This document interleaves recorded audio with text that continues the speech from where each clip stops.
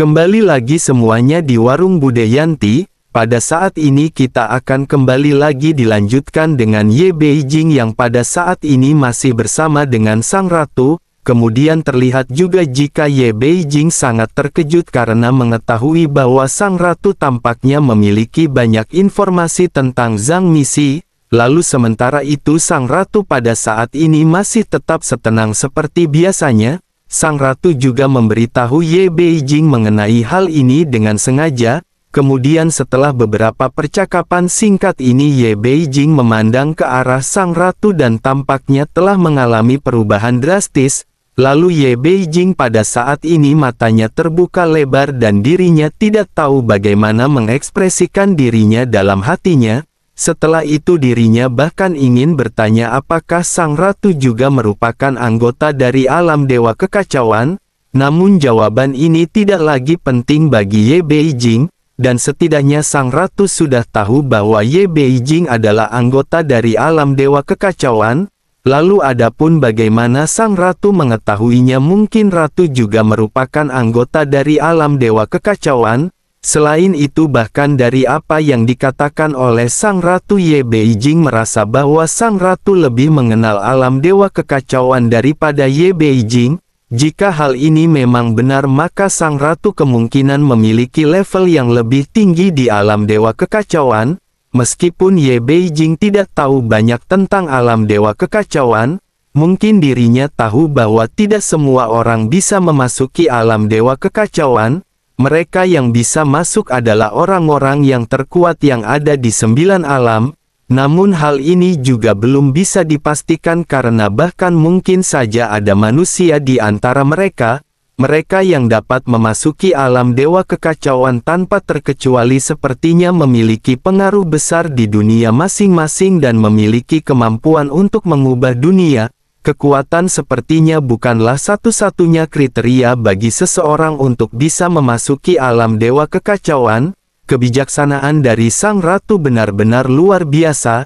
Ye Beijing adalah salah satu orang yang selain dari kekuatannya, dirinya bisa merasakan tekanan yang menyesakkan dalam aspek lain.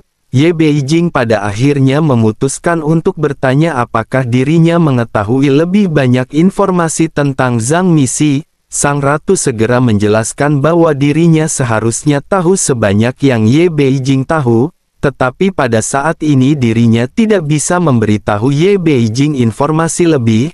Ye Beijing pada saat ini hanya bisa menghela nafas sebelum akhirnya bertanya, jadi apa tujuan Nanfu? Yang Mulia Ratu pun tersenyum dan berkata bahwa dirinya sudah mengatakannya sejak awal mengenai tujuannya. Jika Xiao Yan tidak mau maka Ye Beijing tidak memaksa Xiao Yan dan Ye Beijing tidak akan bisa menyakitinya. Ye Beijing hanya bisa tersenyum ketika dirinya mendengar perkataan dari Yang Mulia Ratu. Dirinya menatap ke arah Sang Ratu dengan rasa tidak percaya. Ye Beijing pun segera berkata bahwa dirinya tidak menyangka wanita yang begitu pintar dan cantik ternyata adalah orang yang sangat sakit hati. Tampaknya Nanfu tidak lagi peduli dengan orang lain. Selain itu jangan berpikir Ye Beijing tidak bisa melihat bahwa Xiao Yan sama sekali tidak mencintai Nanfu. Sang Ratu pada saat ini tampaknya tidak terlalu peduli dengan perkataan dari Ye Beijing. Sang Ratu selalu bersikap cukup puas sepanjang waktu. Dirinya berkata terkadang perasaan tidak harus berjalan dua arah. Sudah cukup bagi Sang Ratu ketika dirinya mencintai Xiao Yan. Ye Beijing pada saat ini terdiam sambil memegang cangkir teh miliknya. Dirinya ingin melawan tetapi dirinya menyadari bahwa dirinya tidak pernah menang atas Sang Ratu, baik dalam permainan catur maupun dalam percakapan selama ini. Bersama dengan hal tersebut pada saat ini Bahtera juga bergetar dan memasuki formasi teleportasi. Hal ini merupakan formasi yang diatur sebelumnya oleh alam dewa kuno. Dengan cara ini mereka dapat kembali ke alam dewa kuno secepat mungkin. Menyadari hal tersebut Sang Ratu juga segera berkata kepada Ye Beijing bahwa Ye Beijing adalah tamu disensi. Sang Ratu berharap Ye Beijing pada saat ini bisa bersenang-senang. Setelah selesai berbicara Sang Ratu perlahan berdiri menggerakkan kakinya dengan ringan dan menghilang dari Dek Bahtera. Ye Beijing ditinggalkan duduk sendirian dengan ekspresi yang sedikit rumit pada saat ini. Ye Beijing berpikir bahwa dirinya memang tidak pernah memperhatikan sosok Zhang Misi sebelumnya, tetapi dari pengingat sang ratu dirinya teringat topeng dengan 3 pupil vertikal. Ye Beijing juga berpikir bahwa selama ini dirinya tidak mempercayai keberadaan sosok Zhang Misi. Ternyata sosok ini adalah keberadaan yang sangat halus atau seperti apa yang dikatakan oleh Hua Chan. Mereka adalah boneka tetapi sekarang tampaknya bukan itu permasalahannya. Ye Beijing pada saat ini baru saja menyadari mengapa dirinya terlibat dengan Zhang Misi dan apa hubungannya dengan Ye Beijing. Namun Ye Beijing mengesampingkan permasalahan ini. Dirinya bergumam sebaiknya dirinya melupakan permasalahan ini untuk sejenak. Dirinya juga tidak peduli dengan sosok dari Zhang Misi. Dirinya hanya harus memikirkan cara bagaimana bisa mengalahkan Xiao Yan. Ye Beijing pun seketika menatap ke arah anggota tim Fearless yang tampak ceria. Kesuraman di wajah cantiknya menghilang dan digantikan oleh senyum manis. Ye Beijing seketika berpikir, dirinya lanjut bergumam bahwa mereka semua adalah kerabat dan teman dekat Xiao Yan. Jika Ye Beijing berteman dengan mereka terlebih dahulu mungkin dirinya bisa mendapatkan kepercayaan Xiao Yan. Dengan begitu maka hubungannya dengan Xiao Yan akan bisa lebih ditingkatkan. Terlebih lagi setelah pertempuran ini setidaknya Ye Beijing telah membantu Xiao Yan. Xiao Yan juga mengundangnya untuk menaiki bahtera dan hal itu berarti bahwa Xiao Yan tidak membenci Ye Beijing dan mungkin masih akan bisa menyukai Ye Beijing di masa depan. Jika saatnya tiba maka Xiao Yan akan bisa tinggal bersama dengan Ye Beijing selamanya. Begitu memikirkan hal ini dirinya tampaknya sudah membayangkan semuanya di benaknya dan rona merah muncul di wajah Ye Beijing. Selanjutnya Ye Beijing segera berintegrasi ke dalam tim Fearless semaksimal mungkin. Ledakan tawa pun terdengar sesaat setelah Ye Beijing bergabung dengan anggota tim Fearless. Sementara itu di dalam sebuah ruangan di bahtera sang ratu mengangkat tangannya dan ribuan gulungan muncul. Dirinya memeriksanya satu demi satu. Sang ratu bergumam bahwa dirinya khawatir kebuntuan Xiao Yan yang lebih besar tidak akan tertunda lama. Rencana awalnya adalah untuk mengusir Su Qiantai dan Taixu, namun dirinya tidak menyangka bahwa Tuan Su akan datang dengan sisa jiwa miliknya. Meskipun mereka telah dikalahkan pada akhirnya tetapi ini pasti akan mempercepat terbentuknya kebuntuan. Jika begitu permasalahannya maka sang ratu pada saat ini harus menemukan jalan keluar untuk Xiao Yan. Sang ratu mengerutkan kening. Sang ratu dapat dikatakan sebagai sesosok perencana handal. Semua yang dirinya lakukan saat ini juga adalah untuk membantu Xiao Yan. Ketika sang ratu sedang melihat gulungan-gulungan ini wajahnya tiba-tiba menjadi pucat dan darah mengalir di sudut mulutnya. Sang ratu buru-buru mengangkat tangannya dan menunjuk dadanya untuk menekan rasa sakit tersebut. Setelah beberapa saat raut wajahnya sedikit membaik dan sang ratu menghela nafas. Sosoknya lanjut bergumam bahwa serangan balik dari pengintip surga semakin kuat, tetapi bahkan jika dirinya harus mati, dirinya pasti akan membantu Xiao Yan menjadi master lagi dalam kehidupan ini. Tatapan tegas pada saat ini melonjak di wajah sang ratu begitu dirinya selesai bergumam. Selanjutnya sang ratu terus melihat gulungan-gulungan yang ada dan membaca informasi yang datang dari segala arah. Sang ratu harus terus mengikuti situasi dan arahan Sensi setiap saat. Bersama dengan hal tersebut di dalam kehampaan bahtera melaju dan bergerak dengan kecepatan tinggi. Sesaat kemudian kecepatannya melambat dan sebuah retakan muncul di kehampaan seolah-olah menelan bahtera. Kegelapan menghilang dan pemandangan di hadapan semua orang tiba-tiba menjadi semakin jelas. Begitu bahtera muncul di atas langit di sebuah kota yang makmur. Semarak seketika bergema ketika khayak ramai pada saat ini menatap ke arah bahtera yang megah. Mereka pada akhirnya benar-benar telah sampai di alam dewa kuno dan ini merupakan tempat yang sangat baik untuk berkultivasi. Banyak orang-orang kuat telah singgah di sini dan dengan sumber daya yang melimpah, mereka yang memiliki bakat luar biasa telah meningkat dengan cepat.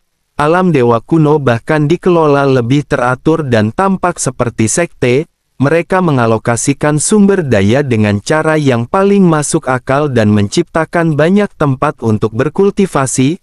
Kerumunan pada saat ini bersorak-sorai ketika meneriakkan bahwa ratu akhirnya telah kembali. Di alam dewa kuno, ratu tampaknya lebih populer daripada sosok yang mulia. Hal ini dikarenakan semua yang ada di sini dibangun oleh sang ratu sendiri. Dirinya adalah pencipta alam dewa kuno dan semua orang pada saat ini memuja sang ratu. Melihat sorak-sorai ini, Ye Beijing yang berdiri di Debahtera pada saat ini celingak-celinguk. Matanya yang indah pada saat ini kembali terbelalak dengan mulut yang sedikit terbuka. Jelas dirinya telah meremehkan popularitas dari sang ratu di dunia sensi. Namun bersama dengan hal tersebut, setelah merasakan energi yang berada di alam dewa kuno, Ye Beijing merasa sedikit bingung. Dirinya bergumam, dengan begitu banyak berkah di tempat ini, secara logika seharusnya sang ratu dapat dikatakan benar-benar beruntung. Namun bagaimana mungkin kekuatan dari sang ratu pada saat ini masih tertahan di level ketiga keabadian para dewa? Ye Beijing berpikir bahwa bahkan jika Yang Mulia Ratu tidak suka berlatih, keberuntungannya pada akhirnya akan menuntun kekuatannya untuk terus melonjak. Tampaknya ada sebuah alasan mengapa kekuatan sang ratu pada akhirnya berhenti dengan sumber daya yang begitu melimpah. Ye Beijing mencubit dagunya dan tampak berpikir mencoba mencari tahu mengapa ini bisa terjadi. Sesaat kemudian Ye Beijing pun bergumam bahwa sang ratu sangat pintar, tetapi kekuatannya berhenti meskipun dirinya memiliki keberuntungan. Hal ini hanya akan bisa terjadi terkecuali jika dirinya telah menghabiskan keberuntungannya dalam aspek lain. Mungkinkah dirinya menggunakan kekuatan keberuntungannya sendiri untuk memata-matai rahasia surga? Jika begitu, permasalahannya tidak hanya keberuntungannya yang akan rusak, tetapi jika terus seperti ini dirinya juga akan dihukum oleh surga. Di bawah hukuman surga yang kuat, bahkan seorang keabadian dewa akan mati. Tidak heran Ye Beijing mencium bau kematian yang tersembunyi dalam diri Nanfu. Bersamaan dengan Ye Beijing yang merenung pada saat ini, Yang Mulia Ratu segera muncul di hadapan banyak pasang mata yang tidak terhitung jumlahnya. Sang ratu menggunakan gaun yang indah, mengenakan jepit rambut emas di kepalanya dengan gaun putih yang bergerak tanpa adanya angin. Begitu melihat hal ini, Ye Beijing tidak kuasa menahan diri untuk tidak memegang wajahnya dengan keterkejutan. Dirinya tampak memiliki ekspresi seorang fans yang mengagumi idolanya.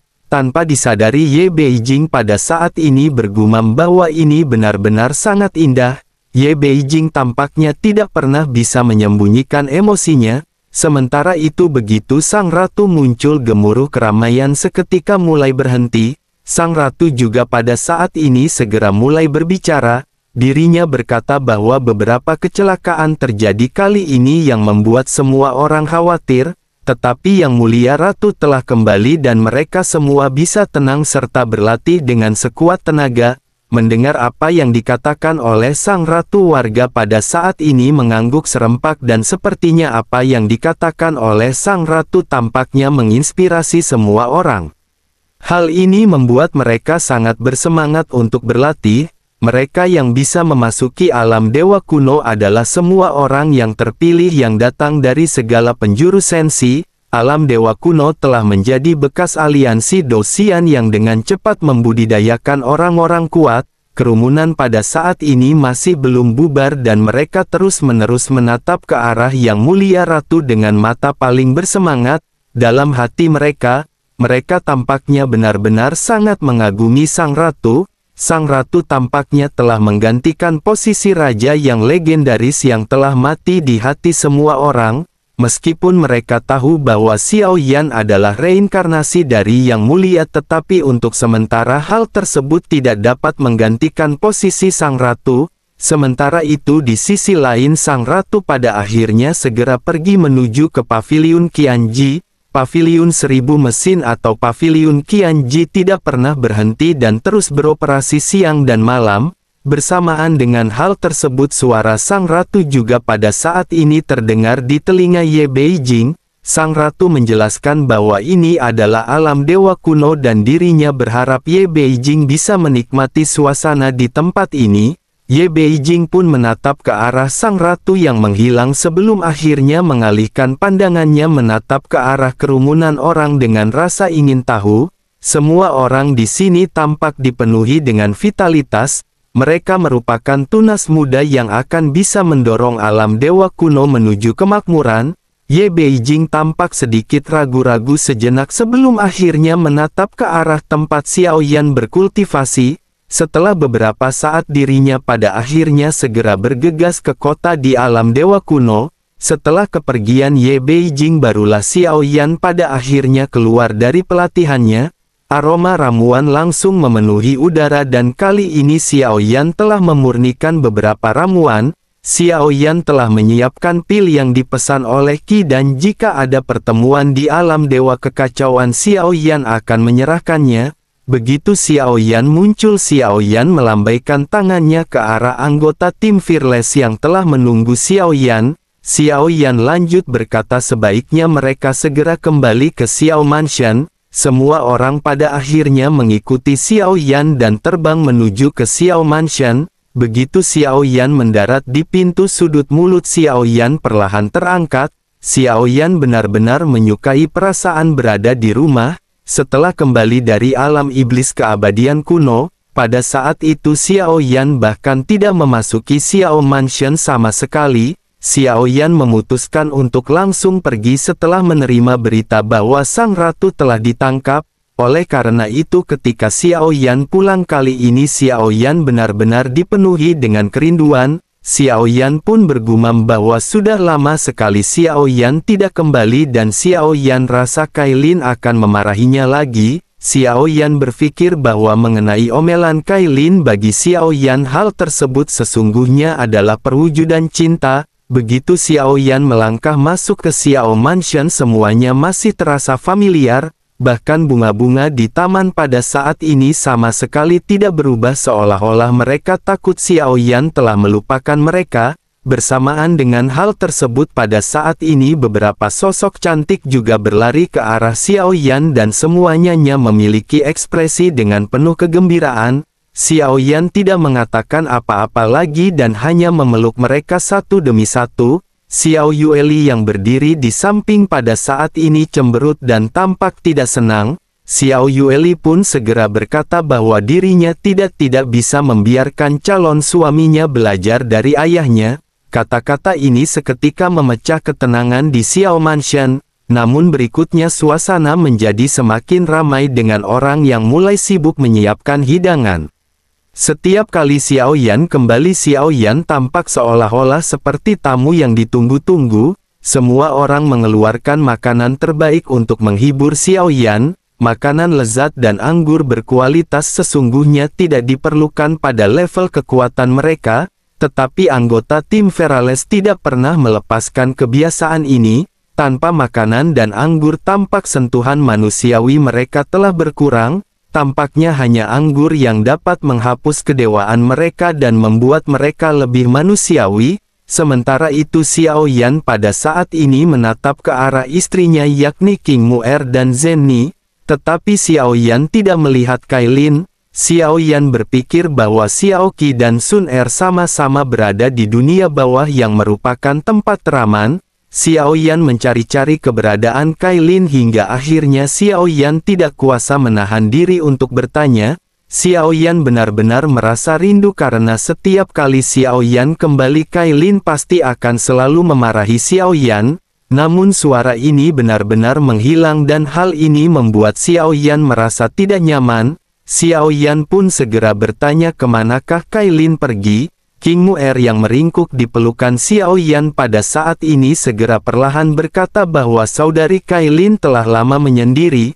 Xiao Yan terkejut mendengar apa yang baru saja dikatakan oleh King Mu'er. Faktanya banyak di antara mereka kekuatannya telah mencapai batasnya dan mereka tidak dapat menembus belenggu lagi. Xiao Yan sedikit mengerutkan kening dan tidak bisa menahan rasa khawatir ketika mendengar Kailin sedang berkultivasi. Xiao Yan pada akhir memutuskan untuk segera datang ke tempat Kailin sedang berlatih. Begitu sampai Xiao Yan memang merasakan adanya aura Kailin di sana, tetapi aura ini membuat Xiao Yan terkejut. Xiao Yan segera bergegas maju dan melangkah ke ruang pelatihan Kailin. Sosok cantik ini muncul di depan Xiao Yan, tetapi kemunculannya membuat Xiao Yan takut. Kailin tidak lagi muda dan rambutnya telah memutih dan Kailin tampak tua. Xiao Yan seketika langsung memeluk Kailin dan merasakan aura kematian yang kuat dari Kailin.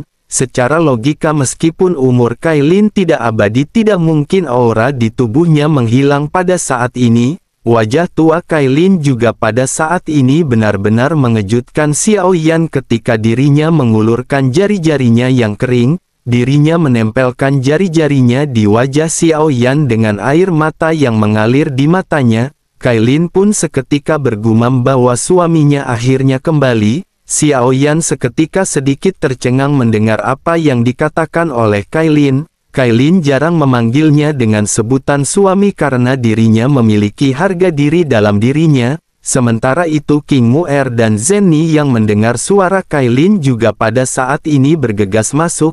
Semua orang melihat pemandangan ini dengan terkejut. Kailin benar-benar tampak setua orang biasa berusia 70 hingga 80 tahun, kulitnya kering dan telah kehilangan semua kilau aslinya, wajahnya yang cantik juga pada saat ini benar-benar telah memudar. Xiao Yan pada saat ini mendesak Kailin ketika bertanya apakah Kailin memperpendek umurnya sendiri. Begitu selesai berbicara, Xiao Yan pada saat ini ingin segera memberi Kailin vitalitas. Namun pergerakan Xiao Yan segera dihentikan oleh suara serak Kailin. Kailin berkata bahwa Xiao Yan jangan melakukan hal ini dan sebaiknya mereka sedikit berbincang-bincang.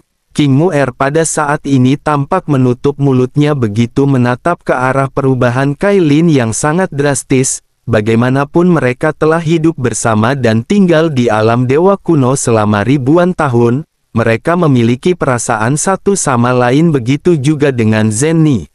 Namun dengan karakter Zenny yang sangat rasional, dirinya pada akhirnya segera memerintahkan semua orang untuk keluar. Pada akhirnya hanya Xiao Yan dan Kailin yang sudah tua yang tersisa di ruangan ini. Xiao Yan memeriksa tubuh Kailin sambil berkata sebaiknya Kailin menceritakan apa yang terjadi. Xiao Yan pada saat ini menyadari bahwa Xiao Yan tidak menemukan luka apapun di tubuh Kailin. Kailin juga tidak meminum racun, oleh karena itu seharusnya umurnya tidak dipersingkat. Kailin pada saat ini tersenyum dan tidak menjawab pertanyaan Xiao Yan. Sebaliknya sorot matanya melembut ketika dirinya bertanya sudah berapa lama mereka bersama dan apakah Xiao Yan masih mengingatnya. Xiao Yan menatap ke arah Kailin yang tampaknya telah kehilangan kesombongannya. Xiao Yan juga sesungguhnya sedikit bingung dengan pertanyaan yang diajukan oleh Kailin. Sudah hampir 10.000 tahun sejak mereka berdiri di benua Douqi, tetapi Xiao Yan mengerti bahwa bukan ini yang ditanyakan oleh Kailin. Xiao Yan hanya bisa menundukkan kepalanya dan berkata bahwa dirinya benar-benar ingin meminta maaf kepada Kailin. Selanjutnya air mata pada saat ini mengalir di pipi Xiao Yan. Xiao Yan dalam 10.000 tahun terakhir hanya bisa menyempatkan waktu beberapa saat untuk menemani istri-istrinya, baik Kailin maupun istri-istrinya yang lain. Mereka kebanyakan menghabiskan tahun-tahun panjang ini sendirian. Melihat Xiao Yan yang pada saat ini menitihkan air mata, Kailin pada saat ini segera berkata bahwa Xiao Yan tidak pernah melakukan kesalahan apapun pada Kailin. Oleh karena itu Xiao Yan jangan mengatakan hal seperti itu. Mereka berdua juga tidak berhutang apapun satu sama lain. Begitu Kailin berbicara mengenai hal ini, dirinya kembali teringat masa-masa pertemuannya dengan Xiao Yan. Xiao Yan merupakan sosok bebas dan santai sementara Kailin adalah sosok dingin dan sombong. Mereka memiliki dua kepribadian yang berbeda, tetapi mereka pada akhirnya bersatu secara kebetulan dan saling melengkapi. Ketika mereka berada di benua Douqi, Kailin tidak pernah berbicara tentang cinta. Selama waktu ini Kailin benar-benar tidak pernah mengatakan apapun tentang perasaannya terhadap Xiao Yan. Namun selama di benua Douqi begitu Xiao Yan dalam bahaya, dirinya akan berubah menjadi ular piton penelan surga untuk melindunginya. Selama pertempuran antara kedua Doudi, Kailin juga telah memimpin manusia ular dalam pertempuran berdarah untuk menyelamatkan suaminya. Bahkan dirinya menggunakan esensi darahnya sendiri untuk membantu Xiao Yan terlahir kembali pada saat itu. Semua ini seakan terjadi dalam sekejap mata. Tampaknya semuanya baru terjadi kemarin dan waktu benar-benar telah berlalu dalam sekejap. 10.000 tahun telah berlalu dan Kailin kembali mengingat momen-momen di Menara Pemurnian di benua Douqi. Itulah masa-masa di mana Kailin dan Xiao Yan menjadi suami istri dan menghasilkan Xiao Xiao. Begitu memikirkan hal ini, Kailin pada akhirnya kembali bergumam, tetapi selama ini dirinya merasa sangat kesepian. Dirinya tidak dapat menemukan arah di dalam hidupnya yang panjang ini. Kailin pun meneteskan air mata di depan Xiao Yan untuk pertama kalinya. Kailin sesungguhnya adalah wanita yang sangat kuat dan dirinya pernah menjadi Ratu Medusa dari klan ular. Seiring berjalannya waktu, dirinya terus-menerus menjadi semakin kuat sementara keluarganya tidak ada lagi dan menyisakan Kailin seorang diri. Kailin pun kembali bergumam bahwa orang-orang butuh arahan dan tujuan untuk hidup. Tetapi Kailin tidak dapat menemukannya. Namun meskipun begitu, Kailin ingin berterima kasih karena Xiao Yan selalu melindungi Kailin.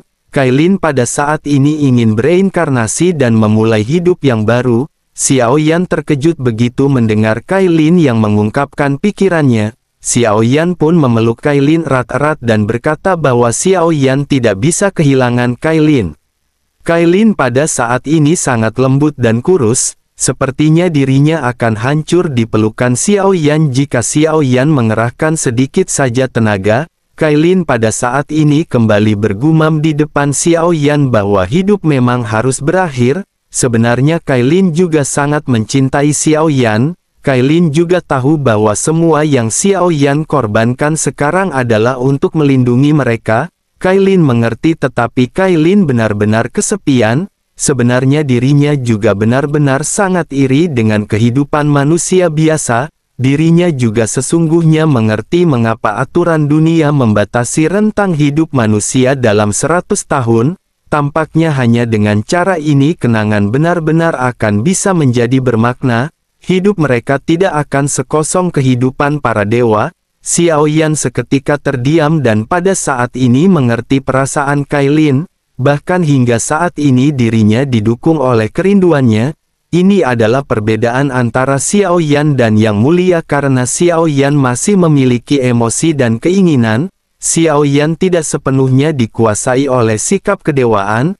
Xiao Yan benar-benar tidak ingin melihat Kailin mati di hadapannya. Xiao Yan pun segera bertanya, bisakah Kailin berjalan bersama dengan Xiao Yan sejenak? Xiao Yan akan membantunya menemukan makna hidup. Mendengar hal tersebut, Kailin segera berkata bahwa dirinya berharap Xiao Yan memaafkan Kailin.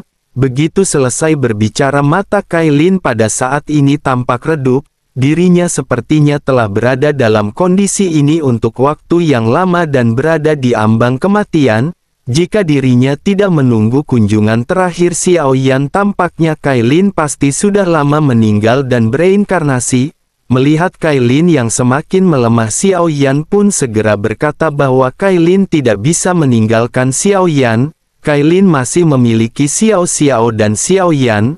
Bagaimana mungkin Kailin pada saat ini bisa tega meninggalkan Xiao Yan? Semua ini terjadi karena salah Xiao Yan dan Xiao Yan benar-benar ingin meminta maaf. Xiao Yan berharap pada saat ini Kailin memberi Xiao Yan kesempatan. Xiao Yan akan menyadarinya berlatih dan menjadi orang kuat di Sensi.